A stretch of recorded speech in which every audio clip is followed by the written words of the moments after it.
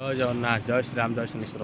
ତେଣୁ ସେମାନେ ମୁଁ ରାତିରେ ଆଜି ଫସିଗଲି ଜଙ୍ଗଲ ଭିତରେ। ଏଇଟା ରହିଛି ମାଳତୀପାଟପୁରର ଇଏ ମାଳତୀପାଟପୁରର ଏଇଟା ରହିଛି ଆପାର୍ଟମେଣ୍ଟ ଭଲ ଆପାର୍ଟମେଣ୍ଟ ଥିଲା, କିନ୍ତୁ ଏପଟେ ଦେଖିପାରୁଥିବ ସାଙ୍ଗମାନେ ଲାଇଟ୍ ତ ଦେଉଛି, ଲାଇଟ୍ ଜଳୁଛି ବୋଲି ମୋର ମାନେ ମୁହଁଟା ଭଲ ଦେଖାଯାଉଛି। ନହେଲେ ଏପଟୁ ଯଦି ଦେଖେଇବି ଦେଖନ୍ତୁ, ଏପଟୁ ଯଦି ପଳେଇ ଆସିବ ତାହେଲେ ଏପଟକୁ ଆସିଲା ମାନେ ଆଉ ଦେଖେଇ ହେବନି। ରୋଡ଼ଟା ସାଙ୍ଗମାନେ ଦେଖିବେ, ଆଉ ଟିକେ ମୋତେ ଆଗକୁ ଯିବି ମୋର ଭଲ ପିକ୍ଚର ଆସିବନି। ଭଲ ପିକ୍ଚର ଆସିବନି। ଦେଖନ୍ତୁ ମୁଁ ଅନ୍ଧାର ହେଇଗଲା, ଦେଖନ୍ତୁ ମୋ ଆଗ ପଳେଇଲେ ଅନ୍ଧାର ହେଇଗଲା। ଆଉ ଗଛପତ୍ର ବି ଅଛି, ସେପଟେ ରାସ୍ତାଟା ଅଛି, ରାସ୍ତାଟା ଦେଖନ୍ତୁ ରାସ୍ତାଟା ଅଛି, ସେ ସବୁଜ ଗଛପତ୍ର ବି ଅଛି, ସେଠୁ ଗୋଟେ ଲାଇଟ୍ ଲାଗିଛି। ଆଉ ବିଭିନ୍ନ ପ୍ରକାର ଦୃଶ୍ୟ ମାଳତୀପାଟପୁର ରାସ୍ତା ରୋଡ଼ ମଝିଟା ଏଇଟା। ମୁଁ ଟିକେ ପଳେଇଗଲି, ସେ ସାନ ଭାଇ ଡ୍ୟୁଟି କରୁଥିଲା, ପଳେଇଗଲି। ତେଣୁକରି ଆଜି ଘଞ୍ଚ ଜଙ୍ଗଲରେ ପଶିଗଲି, ମାଳତୀପାଟପୁର ବଣ କେତେ ପଶିଗଲି।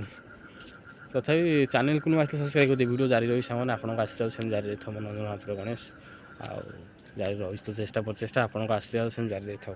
ଆଜି ଜଙ୍ଗଲ ଭିତରେ ମାଳତୀପାଟପୁର ବଣ ଭିତରେ ପଶିଗଲୁ, ମାଳତୀପାଟପୁର ବଣ ଭିତରେ ପଶିଗଲେ ଏଇ ସାଙ୍ଗମାନେ। ତା ଭିତରେ ଛୋଟ ଆପାର୍ଟମେଣ୍ଟ ଅଛି କାରଣ ଦେଖିପାରୁଥିବେ ମୁଁ ମାନେ ଏଇ ରାତି ହେଇଲା ମାନେ ଭୂତ ବାରିଟା ସାରା ରାତି ହେଇନି ତ, ଯେହେତୁ ଦିନ ଅଛି, ଲୋକମାନେ ସେଠି କାମ କରୁଛନ୍ତି। ସେ ଗୋଟେ ଅଛି ସେପଟେ ଘରଟା ଦେଖେଇବି ଆପଣମାନଙ୍କୁ।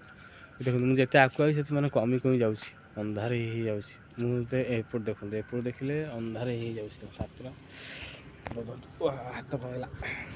ହାତ କଣ ଯାଉଛି। ମାଳତୀପାଟପୁର ଜଙ୍ଗଲ ଭିତରେ ପଶିଯାଇଛି। ତଥାପି ଦେଖନ୍ତୁ ଗୋଟେ ଗାଡ଼ି ଯାଉଛି, ଦେଖନ୍ତୁ ଗୋଟେ ଗାଡ଼ି ଯାଉଛି। ମାଳତୀପାଟପୁର ଜଙ୍ଗଲ ଭିତରେ ପଶିଗଲାରୁ ଆଉ ଗାଡ଼ି ମଟର ଆଉ ଦେଖାଯାଉନି।